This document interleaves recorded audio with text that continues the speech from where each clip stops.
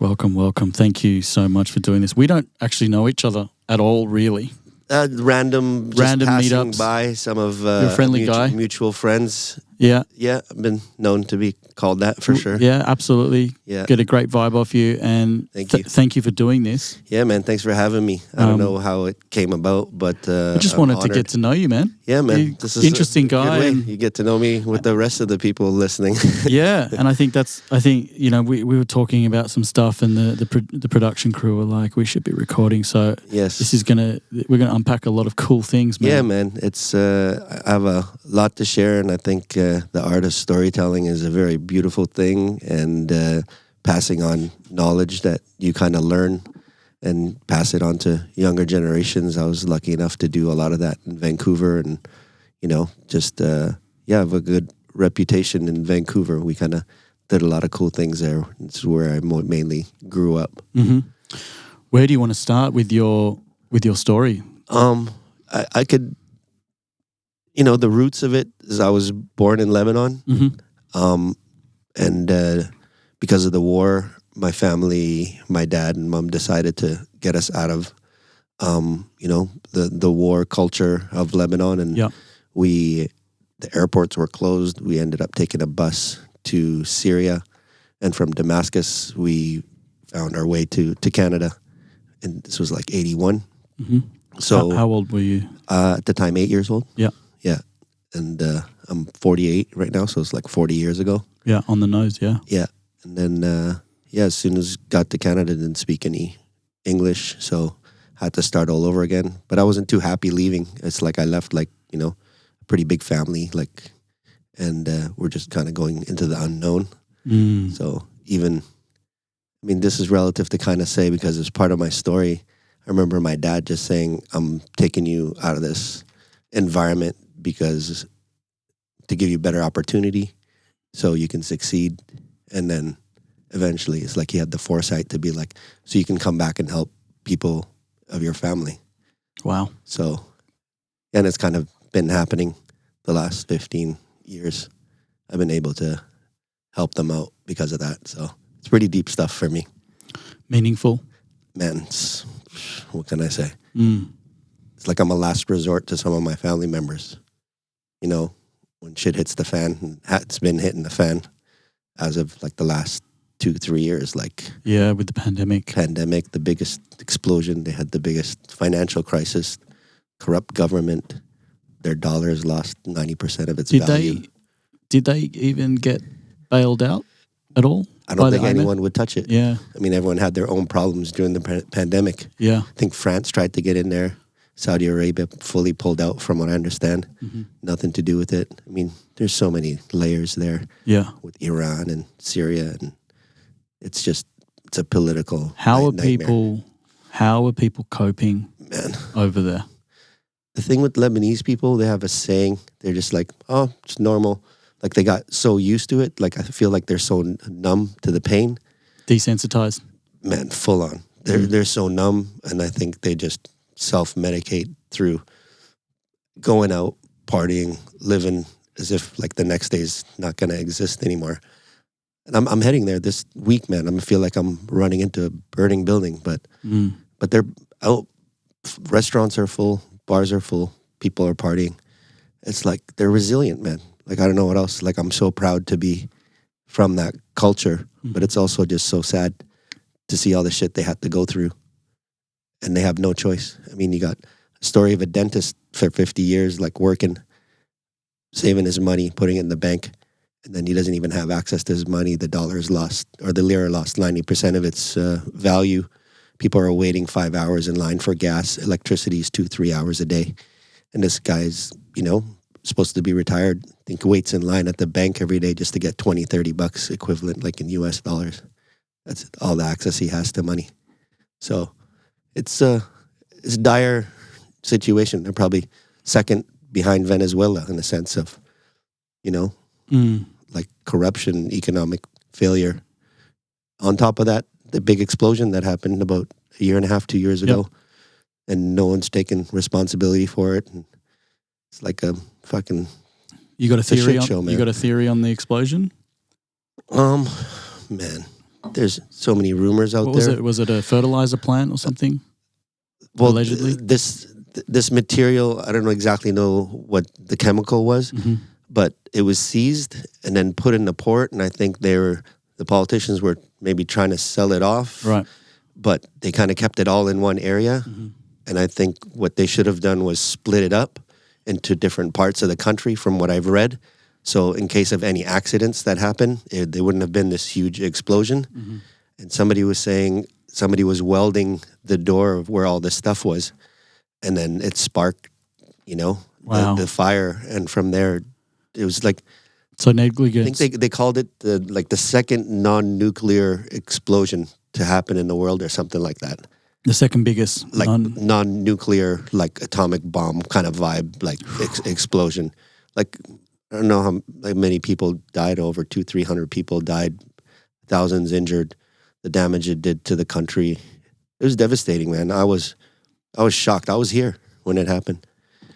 And it's what brought me closer to the Lebanese community that's here in Bali. Yeah. Like we were like looking to mourn together, It's like we couldn't go there. So it's like it got me closer to the Lebanese community that's here in Bali. There's a strong Lebanese community all around the world. Yeah, man. I grew up with Lebanese people and Yeah, in Brazil, there's a bigger Lebanese community than in Lebanon. Lebanon. It's like 25 million or something like that. Lebanon's like maybe 5 or 6. And I mean, the country's just had such a strong impact on the world and just so many over 20 years of civil war. And, Yeah.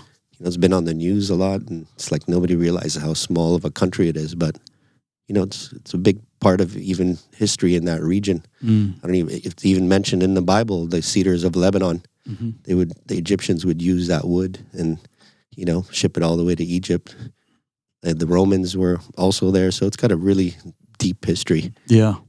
Archaeology and like all these like Roman temples and Phoenician temples, and they're the first to create the alphabet, the Phoenicians. I don't know if you know that. So Yeah.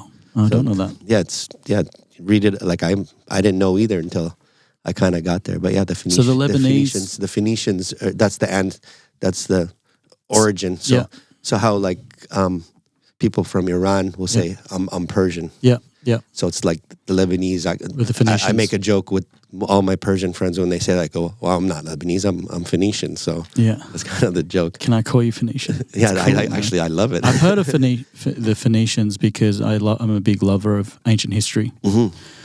I grew up painting little soldiers,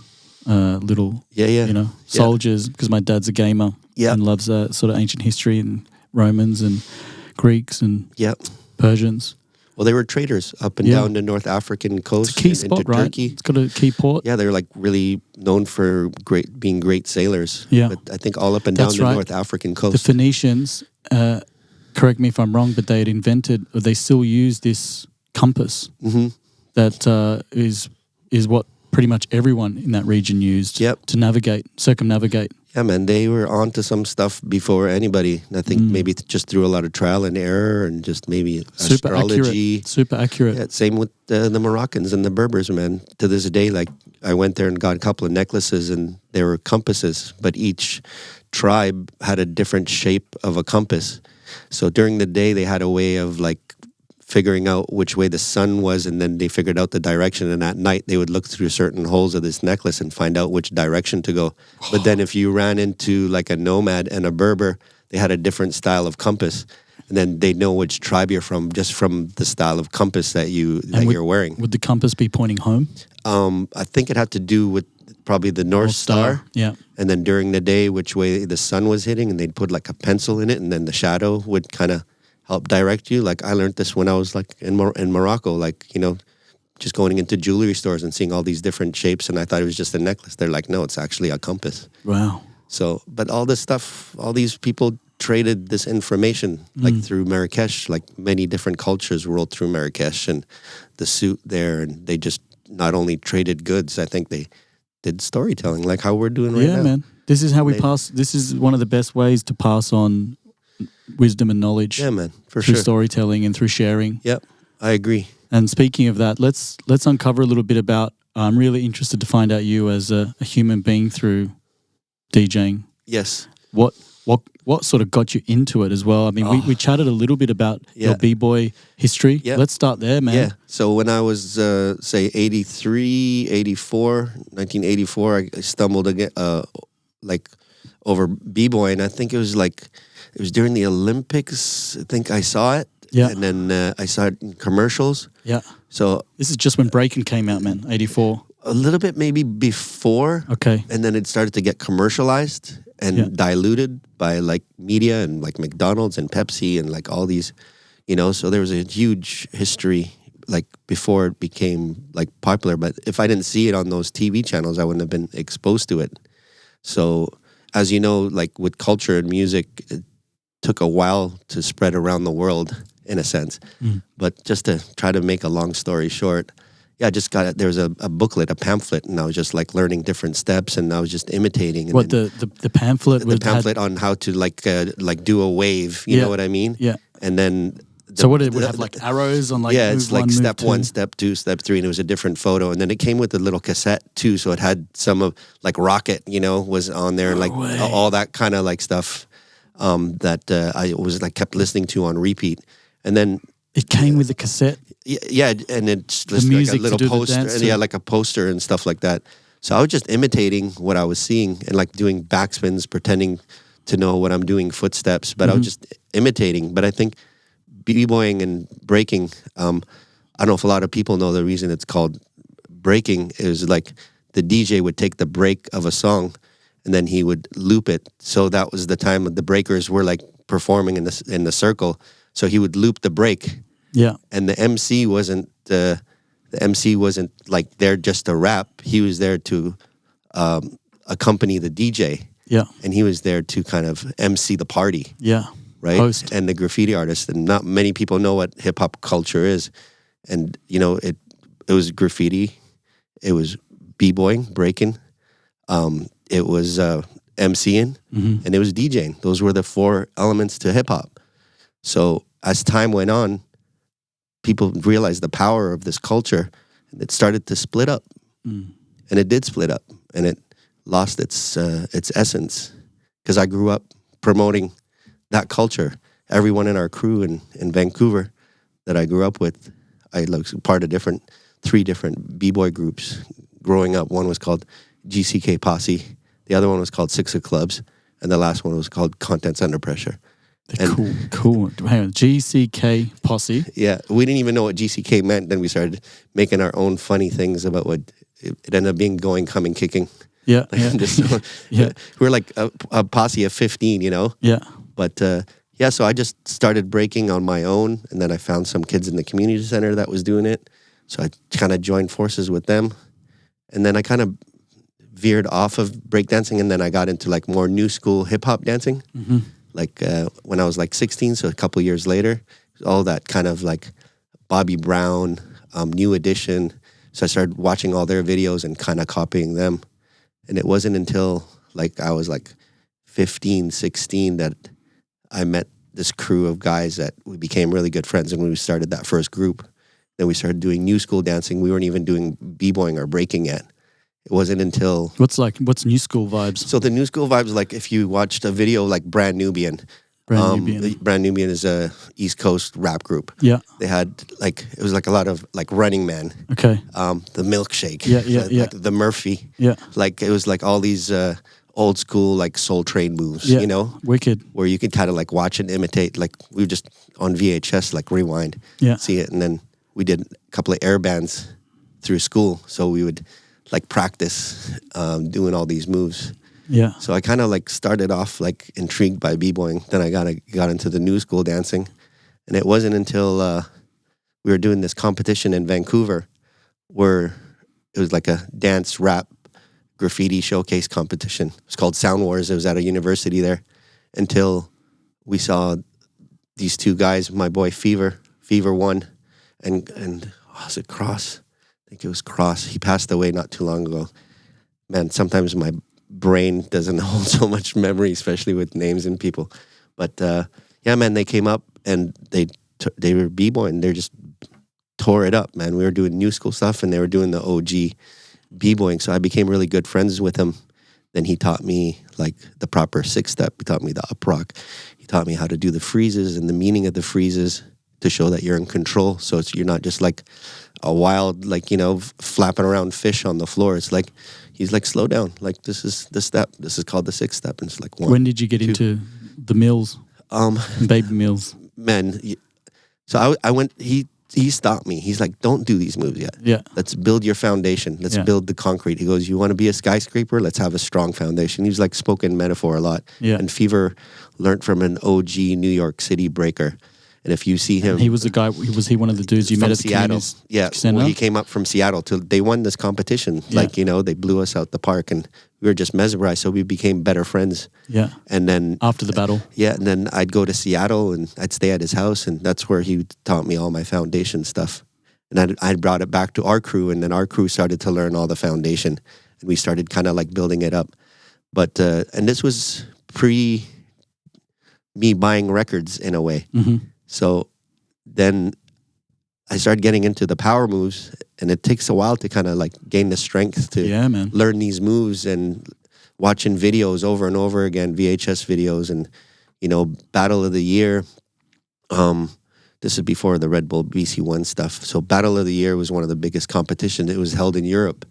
I don't know if it was like Romania or something like that, but we'd get these cassette tapes and there was other like b-boy competitions, freestyle sessions from the States.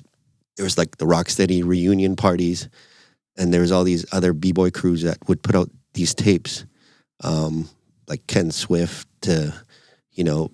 so we just buy these videos and just try to emulate what So these was guys this were doing. in a way like the tapes showing people what you could do as a crew?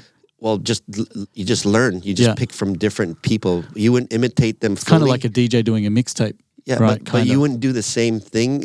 It was called biting back then, right? So if somebody else created a move and then you went into a circle and did it just like that other B-boy did, like they'd call you out on it. They go, you're biting, It's like, if it's a big bite, they're going like this. And if it's a, small, like in the whole, everyone knew what everyone's signature moves were.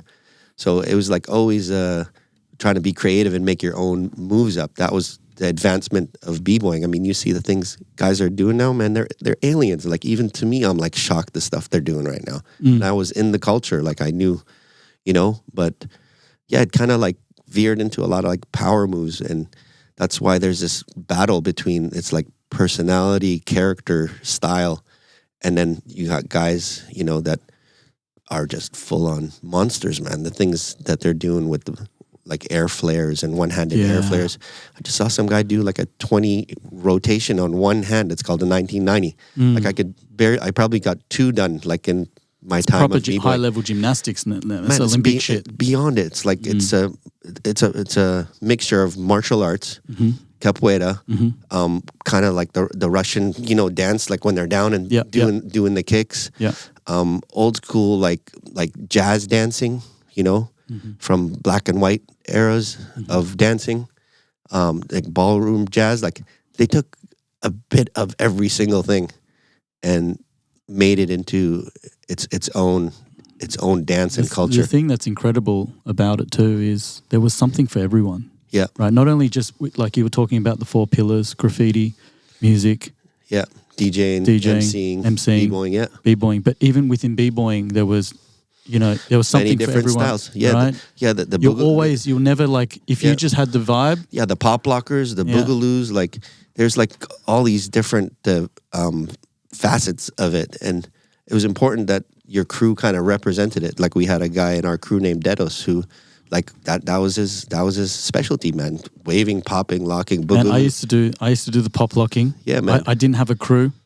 Right, so I would go on breakdance.com and find people to battle. Yeah, right. Yeah, man. This was before DJing. Yeah, and I used to, this was on forums. Yeah, right, and I'd start meeting some people out, and we'd just jam. Yeah, man. And Well, musicality is a big part of b-boying. Like a lot of people forget it. It's like you can still do power moves, but if you're not on beat doing it, if you're not representing the sound that's coming out, sloppy.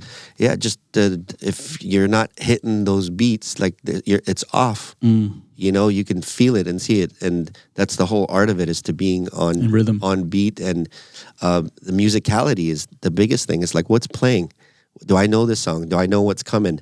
You know, it's like the more you get to know the song, the more you can be the picture to the sound, to the music, right? And that's complement. That's where the art form was so beautiful, is that you can emulate what's happening. And also sometimes the DJ scratching, it's like intuitively you know what they're going to do with the scratch, and then you just react your body to what you think the DJ's about to do. If he's juggling, or if he's doing a certain like crab scratch or whatever, like eventually you just become in tune with what's going on. Like you catch the ghost, I call it. Like you're in the pocket. You catch the ghost. Yeah, man. You're in this flow. You're in this like flow state. You know, like you're hypnotized, and it's like the music takes over is the goal to every dancer. I think you just want to transcend like the physical part and just let it flow through you, and like that's the beauty. That's goosebumpsy, brother. That's the beauty. That's the beauty of the art form. That's how powerful it is, man. Look what hip hop did, dude. It's like all over the world. It's like one of the biggest impact culturally, musically. That it's genre of music that I can imagine that's had on the world. It's spread. And it wasn't for the Europeans taking on b-boying and taking it to another level. It might have like died off as a culture, man. They brought it to another level, man. And it blew up in Asia too. Yeah. Japan and Korea. Korea reinvented the power move game. Like the things those guys were doing, like it was blowing people's minds, man. Like the moves they were coming up with, like the flares, the air flares, where you would like, you know, I mean, I don't know how to explain it other than it's like a flare, and then you kind of like throw your body into the air and you do a twist, and then you catch yourself again, and you just keep doing it over and over again. And that's like almost old school now compared to what they're doing now. They're doing like double rotations, like one hand landing. Like anyone that wants to see like the advancement of it, like check out videos from the 80s, 90s up to what they're doing BC ones right now. Yeah. Monsters, man. They're monsters. Like they're aliens. Like I can't even fathom the stuff that they're doing. You know, it's also a tribute to, like when you say you can't fathom, right? The human body. Yeah, man. It's about to go to the Olympics. I don't even know if you know that. No, I didn't know that. There's this huge debate going on between... It's got to go in the Olympics. The OGs, like, you know, there's guys like from Rocksteady. There's a guy by the name of Storm from Germany. He's a legend. Like guys like Ken Swift. The guys like Cross One. He's like the main guy for freestyle sessions. I hope I'm not getting anybody's names or crews wrong. There's just so much data and information about that stuff. But there's... Style Elements crew, like there's guys that are still doing it, man, 20, 30 years in, you know, still practicing, still entering competitions. Testament to the art. It's sustainable, man. You know, and they have respect. The b-boys have respect for the OGs. You know, it's not like in rap, man. In rap, that you're trying to connection, eat your OG, yeah? Like all the guys that are, I call it like crap music or they're just yapping. They're not even rapping anymore. Like the whole word of rap, if not many people know, it's rhythm and poetry. I was into the East Coast That's rap. what rap means. Yeah, rhythm and poetry. It's an acronym. Yeah, it's an acronym. And, there you go. I didn't know that. Yeah, it was all the OGs in the East Coast that they're philosophers, man. Like guys like Public Enemy, Organized Confusion, Brand Nubian. These guys were like learning from the Quran, the Bible, books that they read. And they were like, it was in their rhymes, man. They were empowering the ghetto youth. And that was powerful back then. It still is today. And then all of a sudden, media started promoting West Coast rap, gangster rap, talking about bullshit. And the whole attention started going more to the West Coast. But then it lost its, like guys like KRS-One, another guy. Like he's a teacher, man. You KRS-One. Yeah, you listen to some of his raps. He's like talking about real shit. Like empowering the youth. It was like... I think that's the key word, empowering the youth. Well, look what's happening now. Look what they're listening to. Look what's popular right now. What is popular right now? It's shallow. Like I don't even want to listen to it. Yeah. Like it makes no sense to me. I can barely understand. They're mumble rapping. Oh, like, you're talking in where that's Gone. Where the majority of it's gone. But you got guys like Kendrick Lamar still around. Got guys like J. Cole around. A$AP Rocky, you know? Some of these guys that still I sampled Kendrick Lamar in one of my tracks called Being an Artist. And it's Kendrick Lamar receiving a Grammy, I think. And what he's basically saying, and I had to put it in because it's like people need to hear that. And he talks about, at first he thought, you know, the scene was about accolades and, you know, flexing your status. But what he realized was art is a canvas. And that's a responsibility to get your message out. And it's not about the accolades. That's a true definition of being an artist, is using that canvas to preach something that you believe in, or something that, you know, it's a transfer of information that's empowering. Yeah, and by no means am I dogging or disrespecting the West Coast rap. These guys were just talking about what was happening in the ghetto and their community and how they deal with it. So they're almost communicating with each other too. Just telling stories, you know, of what's real to them. But I mean, it just didn't resonate with me because I was looking for something deeper. Like hip hop was like my father, my teacher in a way. Like growing up, I lost my dad at 16, so I embraced the culture like heavy. And then I was able to learn a lot about it. And man, like guys like Rakim, man, my childhood hero, one of my favorite MCs. You know, fast forward, you know, 15 years later, when I have my club, I invited him. All my legends, I like crossed off the list. Dead Prez, Nice and Smooth. Like, how did that feel to actually meet these guys in the flesh, bro? I was up till 7 a.m. with Rakim, just in my office, like drinking Dom Perignon and just telling him how his music impacted me as a young kid from Lebanon, you know, just coming, like learning about the culture. Like, when was this? Like, we're talking about 2012, 2013, when I was able to finally kind of like have my own club and bring some of these artists. How did that feel to just sort of sit there? It was surreal. Same with KRS-One. That's a long story, man. Yeah. The way KRS-One ended up being in Vancouver. Yeah. We can get into that, but it's a beautiful story, but it's kind of like a full 360. How did you feel, like, you know, when we look up to people and we just want to meet them because they've had such a big impact on our lives. And that, depending on that interaction, that interaction is so sacred. Because there can be one of two outcomes, where you walk away meeting the person thinking, oh my God, is everything that, or it can be a potential negative, going, you know, I feel like I've been betrayed because I've looked up to this person. And it happened a few times with the first artist that I brought as a promoter, and part of the promotion company that I was with is called G-Man and Rizk. It's my last name, and then my partner was G-Man. And I like that. That's kind of the company we formed together, like in early 1999, I think it was. 99, 98 is kind of when we started that, and we just celebrated our 25-year anniversary about 3 years ago. And so much happened in between there. But yeah, I mean, my partner G-Man, we did one of the first underground hip-hop nights. In DC? In Vancouver, yeah. It was called El Famoso, which in Spanish means like the famous, you know. And forgot the flyer. It was a really cool flyer. I'll try to call it up and just send it to you. But it was like an old Mexican or like movie, and then we kind of just bid it and kind of called, you know, the party our own name. But dude, we were like full on OGs. Every Monday we would have a list of people to call, all our friends, to invite them out. He'd get from the letters A to like whatever. H, and I do H to Z, and we had everyone's names and phone numbers, and we just sit there on the phone just calling all our friends saying, yo, come by this Wednesday, we're doing this party. And we'd hire all our DJ friends. Were you DJing by then? I wasn't. I was still breaking at the time. It wasn't until 2000 and I don't know, 4 or 5. And it's a crazy story because the next day I was supposed to go get my motorcycle license. And then my buddy pulled up in a motorbike, and I was like, dude, I'm going to get my motorbike license tomorrow. He's like, jump on, I'll give you a ride. And this is when I started getting into the power moves. And then we got clipped by a car, and the motorbike fell on my ankle and broke my ankle.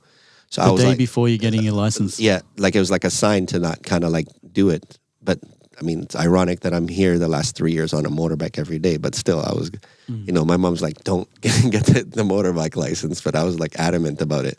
So it's kind of like, but because my ankle broke and I was out of commission, I started DJ and I started to collect records. I was like, I know my body isn't going to last too long to do this breaking thing for a while. And I know. You're riding the power moves at this time, right? Yeah, but I also knew that I wasn't going to get all the time and effort and energy I was putting into breaking. It wasn't going to make me money or successful. Like I know all my dancer friends. It's a hard gig, man. Like it's like one of the most respected art forms. I think the amount of abuse and things that you put your body through just to express yourself. And at the end of the day, you're getting jumped off with like, peanuts. Yeah. And you're rehearsing and you're practicing. You're putting your body through all this work.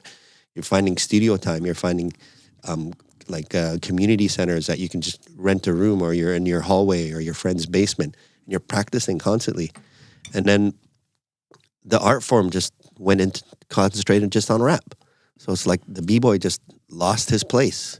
He wasn't... so got into like what, rap battles? Like a lot of MCs weren't hiring dancers to dance on stage with them and do the performance. It just became about the rap. Do you think that... And the DJ was, some groups kept the DJ there. Other people just pressed play, like other groups, other like rap groups.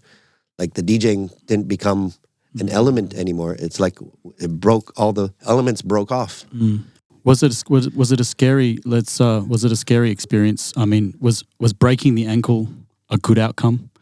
Well, that's the thing. Could it have been worse? Yeah, definitely could have been worse. But that's the thing with life sometimes. It's like things happen to you for a reason. And I was into a lot of like Eastern philosophy at the time and reading this great book called Thinking Body, Dancing Mind. It was the Taoism approach to just life and performance. I was using some of the techniques from these books. Thinking Body, Dancing Mind. And there's like Phil Jackson incorporated into his coaching. That's how he was coaching the Red Bull or the Bulls, the Chicago Bulls, and he used a lot of that philosophy. Like he was known to be like the Zen of like. Because they were burning stuff coaching. And putting stuff out there, like writing down affirmations. Yeah, all the affirmations about. Let me write that down. Thinking body, dancing mind, and it talks about Taoism. It talks about visualization, positivity, injuries, failure. Slumps, like all the things that happen to us in life. And then it gave you examples from a sports perspective of high performance. It gave you perspectives of business and just personal life. So it's like each chapter would like give you different things. And it taught you about meditation. It taught you about visualization. And so this book, when the injury came up, I just read the chapter and it was about like life telling you to slow down. To focus on other things in your life. And there's other aspects of life that, that this physical, like putting you down in bed, putting your leg up is like, then I got more into reading. I got into like, doing more work about music and buying records and like starting to learn how to mix. So I kind of started playing more breaks because I was b-boying. So I had this mainstream kind of like club. It was at Sonar. We called it Grande. Yep. It was after like my underground club. So when I call it the bad boy P Diddy era came in, there was this weird transition between underground music that I was promoting so much, and then this R&B kind of hip hop reggae. So it's like we had to make a strong decision between me and my partner. How do we transition? If we stay, we called it, if you stay core, you go poor. Like if you stayed in the underground, then it's like you weren't gonna escalate. So we decided to transition to becoming like these top 40 R&B hip hop promoters, and we did it into like a club that fit like 1,000 people. We went from a 200-person club to like 1,000-person club, but it had this little room upstairs that could fit 100 people. So I was in charge of programming that room. So it allowed me to stay to my roots with the underground hip hop, the breaks. Hire all the DJs that we were hiring for our underground party, El Famoso, to kind of like cater to them still so we didn't lose them. Yeah. And then the downstairs room catered to all this mainstream like music. But we still tried to stay like true to the core. Like my first artist ever to bring to Vancouver as a promoter was Biz Markie. Yeah. So having Biz Markie was like, I was green, man. I knew nothing about, bringing an out-of-town act, doing the proper paperwork for him. Picking him up from the airport to the hotel room. Like the crazy story is that I didn't know to get the artist to put his incidentals, like his credit card on the room. Yeah. So I put mine. Yeah. And then his manager man racked up the bill. he started watching all this crazy shit on TV. Yeah. Like the room charge like went like crazy. Yeah. And after he performed, I mean, he made a great performance. I don't know if you've seen Biz Markie perform. I haven't. It was a great show and everything was great and I hosted him well. I go to check out of the room and I'm like, dude, like, what's up with this bill? Like, how do you rack up this room bill? And he just like, take us to the airport. I got into like a fight with the guy and he's like trying to make their flight. Yeah. And he ended up, I'm like, take a cab, dude. I'm going to stand ground for this under my principles. Like, you have to pay for this extra charge on the room. Yeah. So him and Biz Markie got out of my car and got into a cab and left to the airport. Damn. But I learned to do better next time, you know, and get the artist to put their incidental card. But I like learned a lot of things the hard way as a promoter. So back to this club, I was just playing breaks. And some of the things I was playing, I didn't really know the depth of these artists. And I was playing some Afrobeat stuff back then. Because of the like Fela Kuti, you know, this song called Ruffa Ruffa. Like, it impacted me in a beautiful way, and his music was that unique. Later, I like learned more about him as an artist. I don't know how much you know about Fela Anikulapo Kuti, but the guy's inspired James Brown. Like his story is incredible. Like if I told a couple people about him just the other day. Tell us, man. Share. Man, well, the way it kind of went for me, I did an artist named Cash Money. Cash Money was one of the first DMC World DJ champions.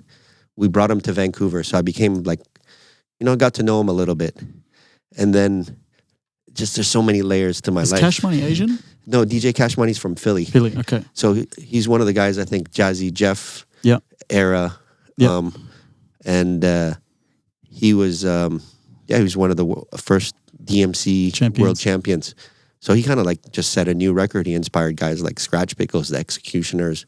These guys are like some of the most legendary DJ crews. So we're always promoting these guys. So I was like into that, the DJ culture as far as from a promoting side.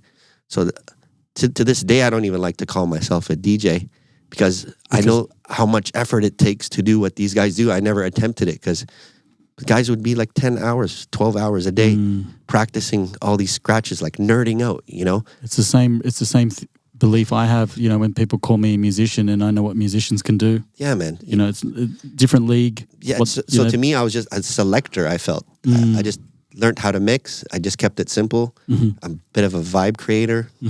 But I always felt weird calling myself a DJ because I knew what DJs were doing. It's like a doctor. He's got the DR in front of his name because he went to school and he studied and exams and he's got the skill set. Like his repertoire is like proper, right? And then I'm just blending, you know. It's still an art form, as you know, like mostly with house, it's a lot of like long mixes and blending. There isn't a lot of scratching and cutting and back to back and juggling and doing all these tricks that these guys do. So I really respected the culture a lot because I promoted it for so long. But so fast forward a little bit, and then what ended up, the way my life all shifted was through... We started playing Afro stuff with you, break stuff. Well, I was doing the break stuff, so I was collecting records and buying records, right? So I had a pretty healthy collection. So all the money I was making from promoting, I'd go to the record shop and I'd just drop hundreds of dollars every week on like new break beats and all the ultimate break beats records, right? And from those records, you started to know, like they'd give you like 12 different dope break songs and then it'd give you the artist name. So then when I was in the record shop, I'd find that artist. Yeah. So it turned you down into this rabbit hole, but it was all analog. It's like you saw it. There wasn't no computers. There wasn't internet. There wasn't... Did you have a good relationship with the guy at the store? Well, they would put me up on stuff. Yeah. But I would just They'd hold it aside for you. Dude, not even, dude. I'd take out 100 records that interested me, the cover or the name or the label. Isn't that interesting? The cover can interest you. And I would just sit there, just, 8 bars of every track. Do I like it? Is it worth it? It's like, it's a single. So you're going through a stack of 100? Whatever, And I'm just picking out what I like and I just put it aside. So I just intuitively, and some of my friends were DJs, so I got up on some stuff and I do a lot of stuff from just growing up listening to hip hop. So I started collecting a lot of the hip hop, like anything like Farside and KRS-One, Organized Confusion, Nas, Wu-Tang, like all the classics. I just would buy, like it was an easy buy. And I was part of a record pool too that I'd get a lot of stuff, and a lot of it was junk, and it still have a lot of it, and I would like sell it to a record shop, like if it accumulated a lot of the top 40 stuff. So intuitively, I just started collecting records, and I was just like loving the art form. How long were you spending each session when you're in the shop going through the stack? Man, it was like going through the crate. I mean, you lose track of time, you know what I mean? And I didn't have any mentors kind of like guiding me. I was just kind of freestyling, just picking up what I like. So, and then I'd be excited to play it at the club that Wednesday. So it was that excitement of always being able to, and still to this day, I like to buy new music before the gig, and I just try it out at the gig, because it was like, if I'm going to play something new to somebody, it's just as exciting to me to play something new for me. Yeah. Because I don't know the song. I don't know when it's going to break down. Especially if you're gigging a lot, helps keep you fresh. Yeah, it's exciting, right? So that was exciting for me every week to be able to play at this small room that fit 50, 70 people. The breaks room. And I was able to do what I want. That was the beauty of it. I was never doing it to make money. I was making money off of promoting. So I didn't have to rely on being a top 40 DJ or being like, hey, you got to play top 40 music. You got to keep the girls happy. You got to I was just like being able to still be an artist. And that's what I respected about a lot of my favorite DJs. They didn't sell out and go. But a lot of them had to. They had no choice if they wanted to make a living out of DJing. So we hosted the DMC competitions, and one of the local Vancouver guy won. His name was DJ Wax. He won the world competition. And then he got recognition from this new club that's opening up in Malaysia. So he's like, Rob, you're an organized guy. Can you manage me and help me get me out to Malaysia and just come as my manager? Yeah, book my ticket. Yeah, book my ticket, hotel, just be my representative. So I was like, yeah, no problem. So we ended up going to Malaysia. Did he play at your club a bit? Or did a lot. Yeah. And he was more a top 40 DJ. But DJ he also, Wax. His name is DJ Wax. So he was super talented, quick, And he ended up winning the competition. We go to Malaysia.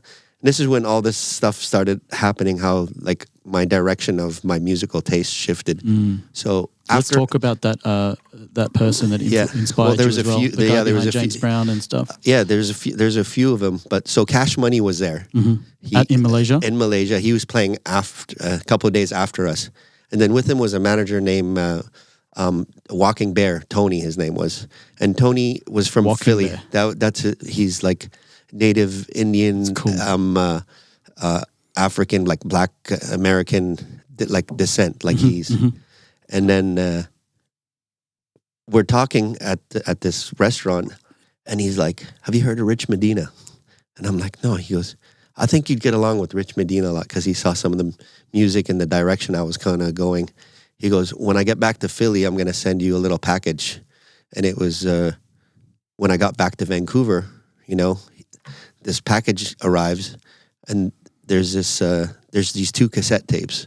One of them is... This is after you met the guy in Malaysia. Malaysia. So when I get back to Vancouver... Yeah, after the tour. The package comes, and there's this one tape. It was Soul Hole, and it was Erykah Badu, Jill Scott, Jamiroquai, all these beautiful musicians, and he blended this tape beautifully. His mixtape he made. His mixtape. It was just all underground, neo soul, R&B, rap, all nothing commercial. And I was just in shock with it. And then there's this other cassette. It was called House Arrest. And in House Arrest was all the soulful Afro house of that times, Masters at Work, Yoruba Records, Osun Lade, Defected, records, all these tribal winds, Body and Soul, all the legends, man. Danny Tenaglia, Danny Krivit, Joe Clausel, Kenny Dope, man, just all in this cassette tape. And I just become mesmerized by this underground house, soulful house, a lot of the Afro, stuff. It wasn't even called Afro. It was just house. It was just influenced by African music, man. These guys were just playing it, and it was on this mixed cassette tape. Man, I wore that cassette tape out. I drove to California, and it was on repeat. Yeah, I was losing my mind, listening to this stuff. then I ended up getting to meet a lot of the artists, throughout my career that made a lot of this music. And then Rich came to Vancouver to play a party, and I ended up organizing an after party for him. And then he came to my house, and he's like, looked at my record collection. He's like, what's up with you? Like, what's all these records you got here? Right? And I'm like, yeah, I just started collecting records because I was in love with music, and I had this accident with my bike and stuff like that. So he's like, what are some of your favorite tracks right now? And I pulled out a couple, and one of them was Fela Kuti, Ana Kalupa Kuti, and it's a song called, I think, Ruffa Ruffa at the time. He's like, what do you know about Fela Kuti? I go, I guess not that much. So he's like, man, this is like the king of Afrobeat music. And the band that he was with was Africa 80s. The drummer was this guy named Tony Allen. He drummed with Ginger Baker. Like, these guys are like they created like rhythms and beats. Like, up until this day, people are sampling these kind of rhythms of drums. But so I just dove into the rabbit hole, and Rich became a very close friend of mine. We had a long relationship. I started this party called Experience with him.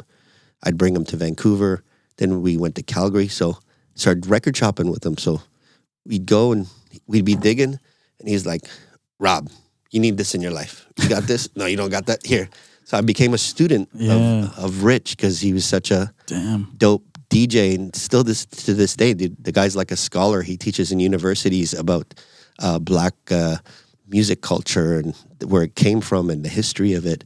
Like, he's like world-renowned scholar when it comes to like gospel music, soul music, hip hop. He's good friends with Bobito Garcia and Stretch Armstrong. He's owned a record store. He produced a song on Jill Scott's album. He's just one of those guys he's like a DJ's DJ. Yeah. Very well respected in the game. You talk to anybody that's in hip hop culture and you bring up Rich's name. And he mentored me. He invited me to play in New York City at this place called APT in the meatpacking district. This is before it got gentrified, that area. And he just threw me into the mix, man. I was playing in the room, and Q-Tip was in the room, Yeah. You got P. Diddy in the room. You got Pharoah Monch in the room. You got Bobito Garcia, like legends, man. And he'd push me to... How did you feel when you... It was surreal because the style of music I played was so East Coast. Yeah. I was more welcomed with the style of music I played because I was underground. Yeah. In the East Coast, and more respected than on the West Coast. Right. The West Coast is it was shallow a bit. Yeah. It was like party and bullshit stuff. Yeah. And I wasn't into it. Yeah. It just didn't do nothing for me. So when I would go to the East Coast and play, and Rich, that's all he played. That was his lane. Deep, abstract. He was a master, dude, at it. He's like one of the biggest influences on my life. Wow. Like him, and then guys like Osunlade from Yoruba. Another good friend of mine, Jojo Flores from Montreal. They were all pushing this culture. When you would go crate digging, how was that, man? Like, how often would you be able to get to do that with Rich? And whenever he'd come to Van, when I'd go to New York, when I went to Philly, and then he just started to show me what to look for. So it became like what labels to look for. Then I was able to see the label, and it was just a matter of always just listening. What resonated with me, then I just buy it. And what I had budget, like what I couldn't spend. I had to still pay rent or mortgage and car payments and like living expenses. So I didn't have that much but it accumulated. So I have a pretty decent record collection back home. And do you miss your records? Man, I just played my first record set as I went back 2 months ago. Yeah. It's been over 5-6 years. Wow. I mean, where'd you play that at? So this is an amazing story because it ties into just what I just finished telling you now. So Rich invited me to play at Dante Hi-Fi, which is this analog cocktail bar. It's vinyl only, no CDJs, no digital mixer. It's an analog mixer.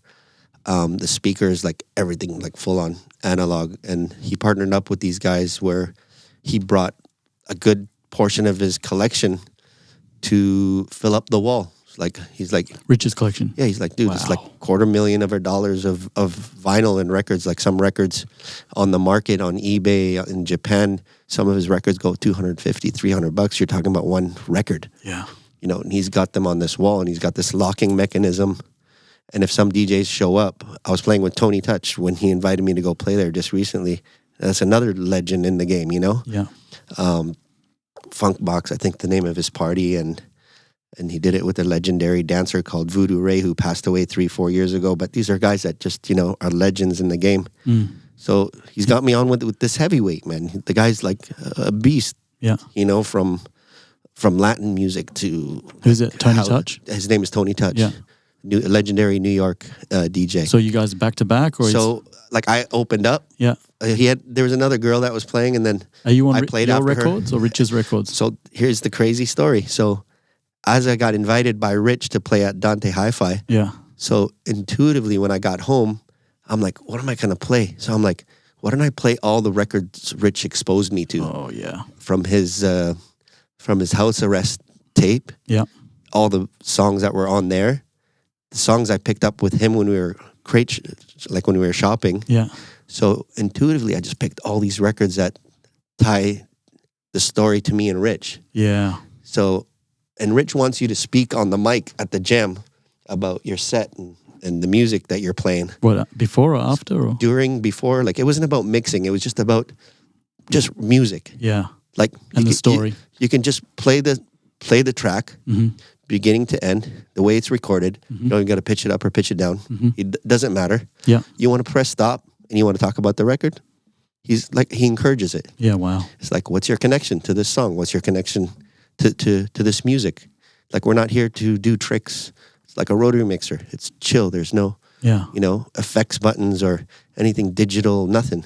So it's like all analog. So I don't know what it was, but intuitively I picked all these records. And it was like about 2.5, 3 hours worth of music. So, Rich grabs a mic and he's like, just want to introduce you to my man, Rob from Vancouver. It's my brother. We've known each other X amount of years. And it's like pleasure to have him here. And I'm like, a bit nervous, Yeah. So it's like, having played a vinyl set, I practiced a little bit back home at the club and a little bit in Montreal because I played a little set at my buddy's cafe. Yeah. Got Soul in Montreal. So I played a little bit of in front of people, so I kind of like loosened the, greased the wheels a little bit, right? Fully. So then I'm like, he gives me the mic, and I'm like, I just explained my relationship with Rich, and life is short, and sometimes you just got to give people their roses now, right? So I just expressed my brotherhood to him, how much he changed my life, how much he exposed me to great music, and then I was like, most of the records I'm playing is a tribute to Rich. He's either exposed me to this music or helped me buy records because we were record shopping together, and I accumulated this collection of records. This is like 3 hours worth of stuff. Yeah, and I'm like, this is tied to my friendship. Yeah. Like with my musical brother. Like, the different artists he exposed me to. A lot of the guys I've just mentioned in this interview. And yeah, he was like a pinnacle relation. How did that go down when you said that? It was heartfelt. It was just from the heart, man. Yeah. Like that's the kind of guys we are. We're like salt of the earth, just grounded people. We know what we love, and we're like kind of soldiers to this culture, man. Yeah, soldiers to the culture. Yeah, it's like you got to stand up for it, man, because I'm like born to do this. Like same like him, same like a lot of these artists, and this whole mainstream bottle popping, glittering fireworks circus shit, like not a big fan of it, but like I get it from a business standpoint. And even till today, man, it's like, especially after COVID, like what we do has more meaning. Like as DJs, like you have a responsibility for the type of vibrations you're sending out. 100%. You're affecting people. And, you said earlier, where do you want this kind of conversation to go to? The present day, like, I'm just like, it's like we're shamans. We're playing vibrations and frequency. It affects people in a large group. And you're going from being isolated in a room for 2 years, and then things open up.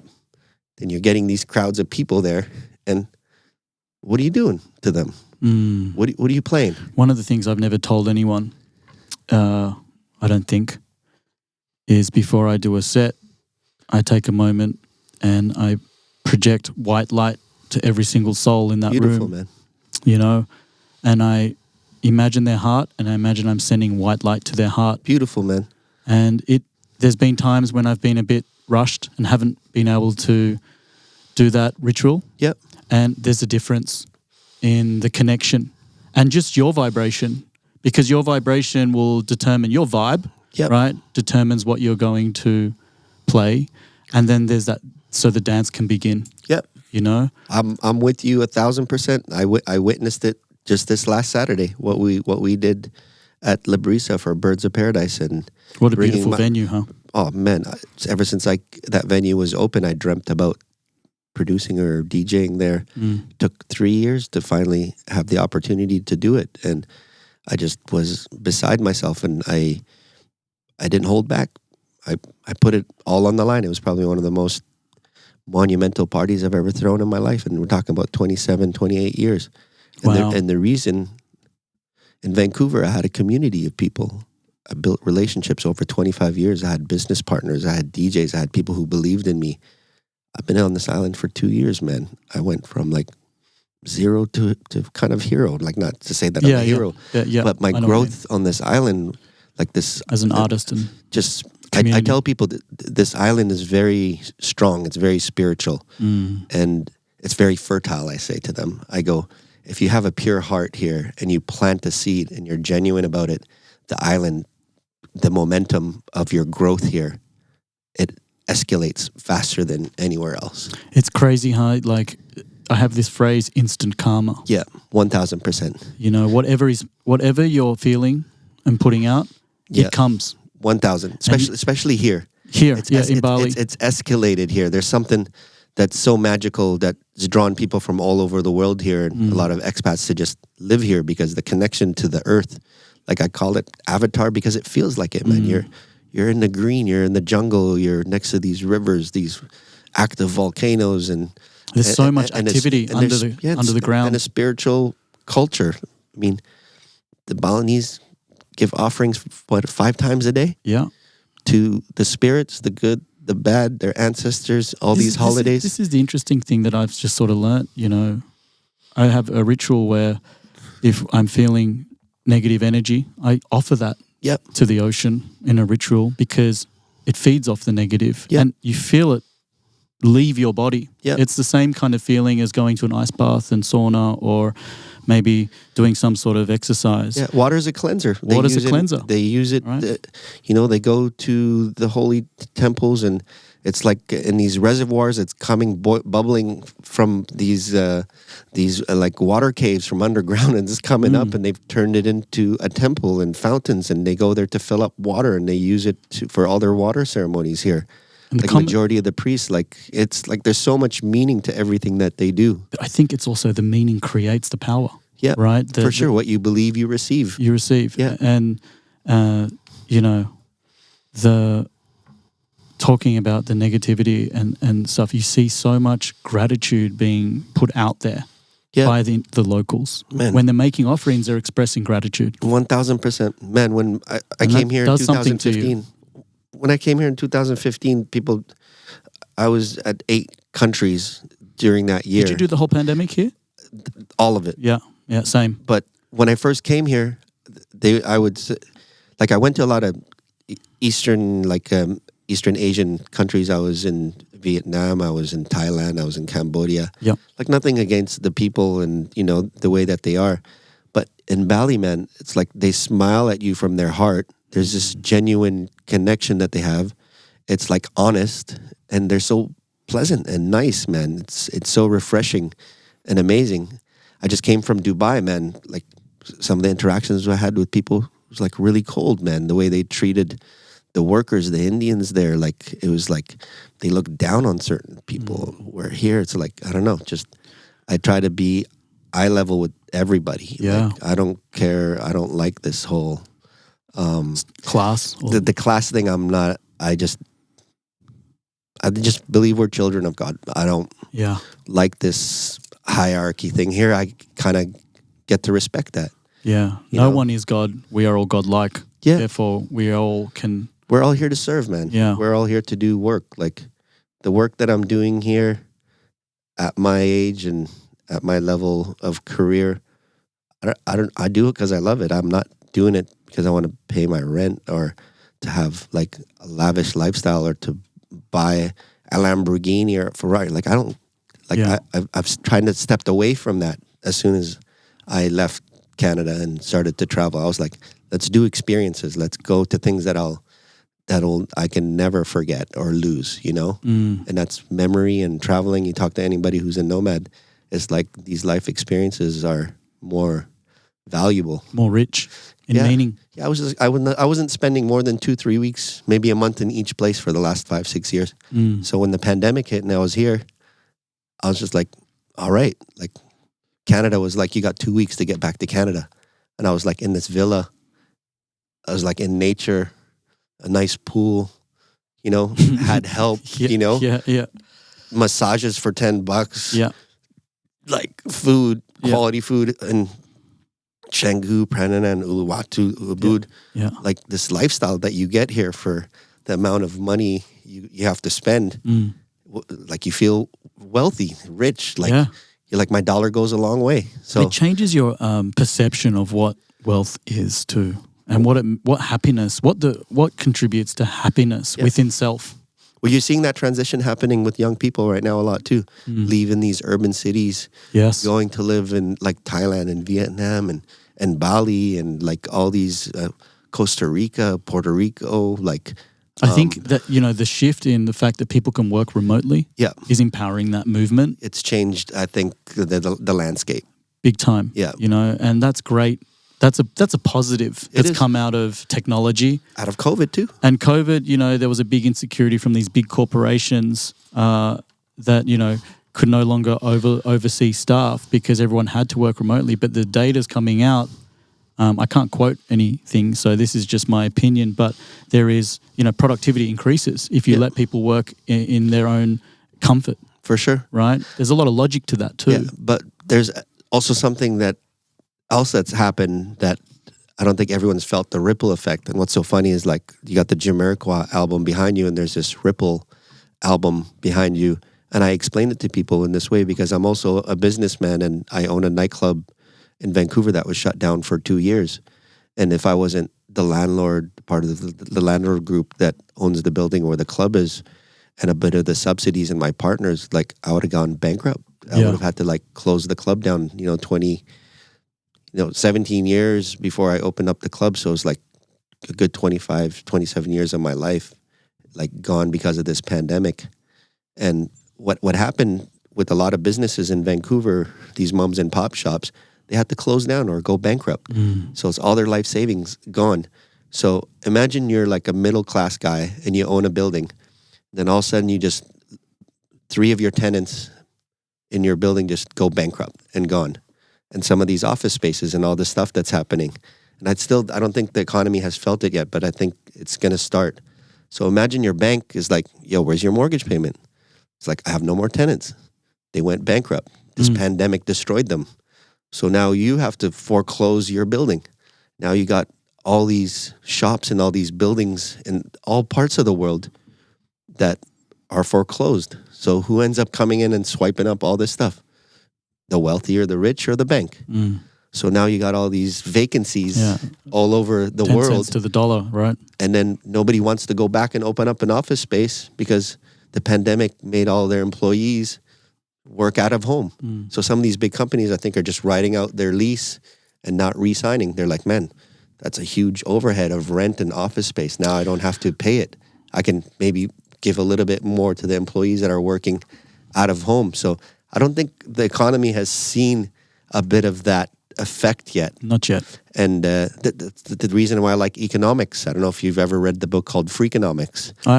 I've got it and I've skimmed it. Amazing book. Yeah. And it teaches you about trends and things that happen in the world and how it's tied to economy and money and lifestyle and culture. So it's a really dope book, and it showed me to look at things a bit differently. Just me explaining to you this little story about these businesses like losing, you know, like economics, but in the lens of like sociology. Yeah, right. Exactly. How people actually behave and function. Yeah, and what's the economic effect and of why that. society switches. Man, there's like briefly, there's an amazing chapter about the Ku Klux Klan. Yeah, and I remember that one. The way they broke the Klan was a comic strip. They were making fun of the Klan in a comic strip over and over again, and it kind of diluted like what these guys were doing in these white capes and all that, and it kind of like disassembled them.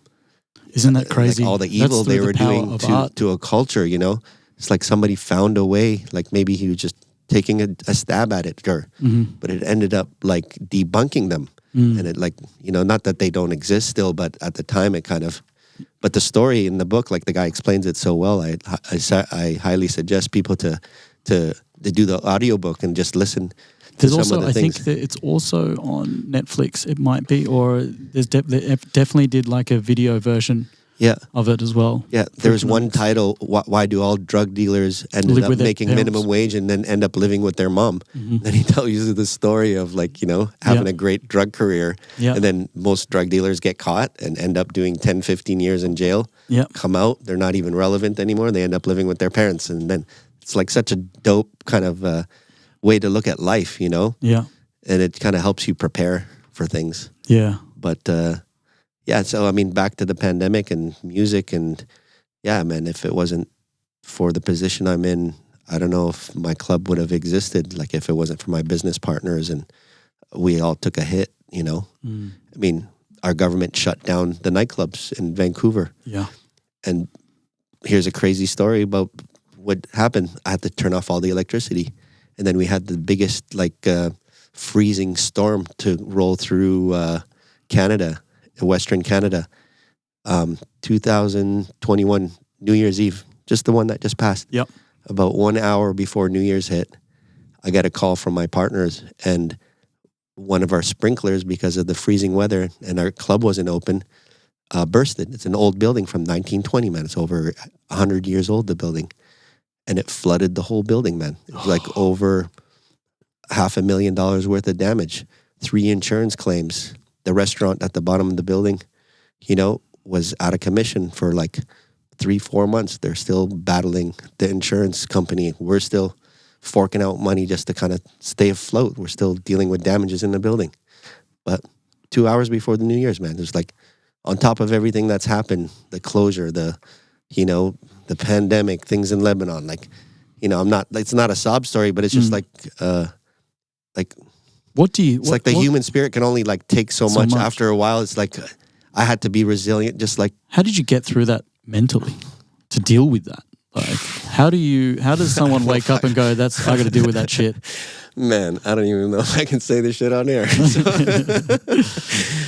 Listen, not to say too much, but I'll let people use their imagination. I think we all have vices in our lives. Some positive, some negative. We figure it out. It's like, that's why we can't judge each other. You got to live and let live. And that's one great thing about Burning Man. Just don't interfere with other people's process. Like, it might not be pretty. Most of it isn't. Most of spiritual growth isn't pretty. And it's tough. And people find different ways to cope.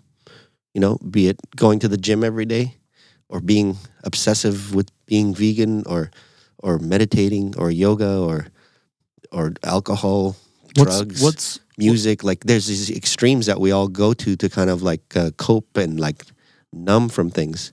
And everyone has a different way of doing it. And it's like, I don't try to judge people the way they do it. And so when you ask about coping, it's a very gray matter for me. Let me rephrase. But I did do it through exercise. I was going to say, I was at Body Factory, man, for 260 workouts out of a year. My goal was to hit 365 days. 2001, I was like probably the best shape of my life during the pandemic. Right on, I was at Body Factory like 4 or 5 times a day. I was like learning boxing. I was like stretching. I was practicing all the CrossFit I used to do on my own here. I was like doing a lot of gymnastics. I did a backflip that year. I'm like 47. I like got enough strength and lowered my body weight where I had the confidence to go back to like, I was breaking with one of my friends, Tony TSB, who's here. He's part Oh, of, yeah, I know Tony. Yeah, Shout out to Tony, legend. So, yeah, Tony was part of a breakdance crew. Yeah. Me and- From Cali, was he from? He's from Cali, Yeah. And our paths crossed because of another relationship with my buddy Q Violin, who is here, Yeah. you know, doing shows with me. And he was here with his wife, Sunshine. And he's like, yo, you need to talk to Tony. Tony's a breaker. He's a nomad like you. He's doing filming like you. So we met here. And then, you know, once in a while, we'd like fool around, goof around, like, you know, when I had the strength to kind of do it, and we'd like just break together. Yeah. So, yeah, man, that was a way I was coping with it. I was like in a healthy way coping with it. Yeah. You know, meditating, and had a great community of people around me. I was able to play music here. What's the latest on the club situation with the BC? With BC, we got some subsidy. Yeah. We rode out the storm. We like opened up with a bang in a sense. Like people were just thirsty, man. Yeah. They just wanted to be out. Yeah. And just instantly, like 3 nights a week, we're packed. You know, we bounce back. We still have a lot of work to do to upkeep the club. It's going in the right way. Man, we broke records, you know. Really?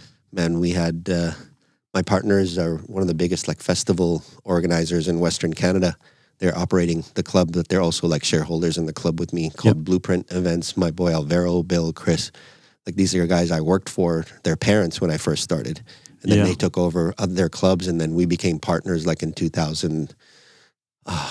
around 2016, 15. We've been like partners for 5 years. So they're operators. So they operate the club for me. And the reason I broke away from the whole club thing in Vancouver, just to kind of, one of my best friends, and he was my manager of the club for 3 years, just suddenly like died on a hike, on a trail hike. Oh. He's like a couple years younger than me. And he just suddenly died. And it shocked our whole community and our friendship. So it's like during that time, I just sold some of my shares of the club, and it just totally shifted me to this, like, life is short. Yeah. And you can lose it at any time. So what am I doing? Like, what am I working and making money for? Like, what's it all for? So did you say that Rich said that too at the start of introducing you? Was that?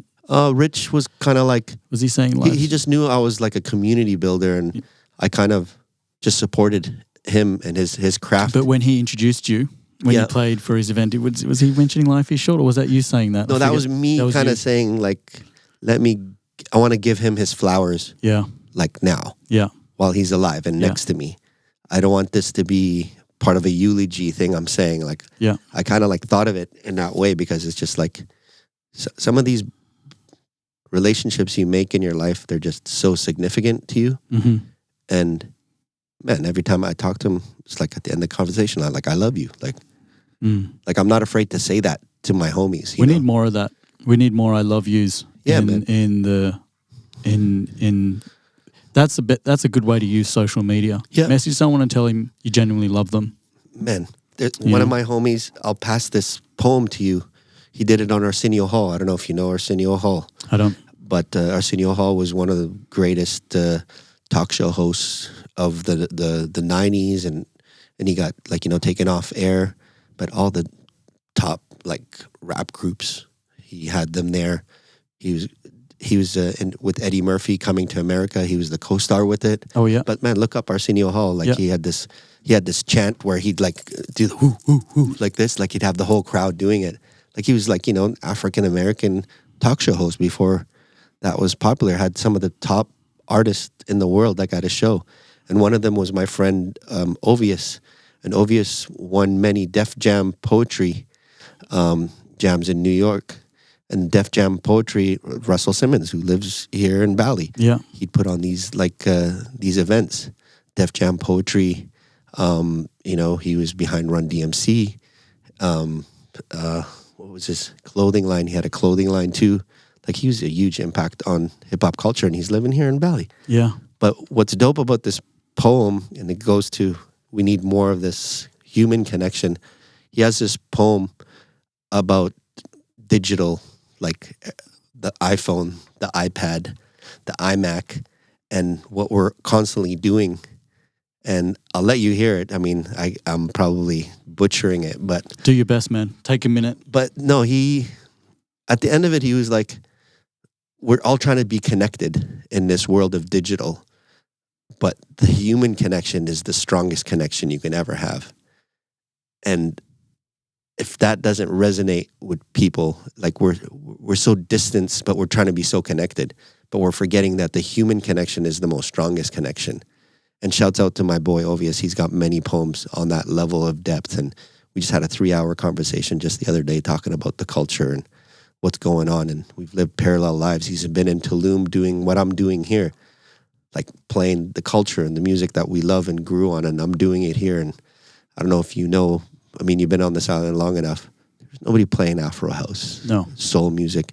So me and Uluku, who's Uluku Rebels from London, when he came here, I was like already hit the ground running, playing it at Shady Pig, playing it at Morabito, started playing it at Savaya. That's another great story we can get into. Yeah. So, we're living these parallel lives. This guy's like, he's a legendary poet, man. He goes to universities teaching poetry. He's a producer. He's had a great song called Mirror Dance on Yoruba. That's how I got to know him. Who's doing the poetry? Uluku. Ovius Maximus, yeah. Okay. Well, his name was Ovius Maximus, but yeah, Osunlade from Yoruba found out about him through my buddy Kutsal, Q Violin. Yeah. And then he showed him this poem that he did. And then he ended up recording this song called Mirror Dance. You might have heard it. Mm-hmm. It was a classic 2009 track. When I had my club night opened up, I'd play it every week. My whole staff would always ask for it every single weekend. Like I couldn't go without playing this track every week. Yeah. Like it became a staple of our club. Became an anthem. And man, you hear his lyrics on it and the things he's saying, and the track is a legendary house track. Yeah.